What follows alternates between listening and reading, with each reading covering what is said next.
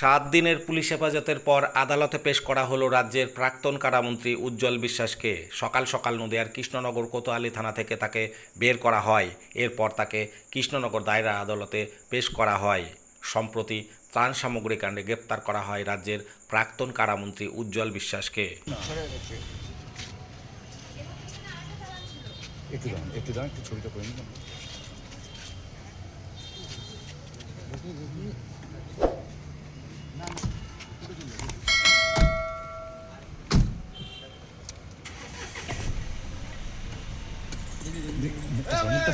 মুখটা সরা।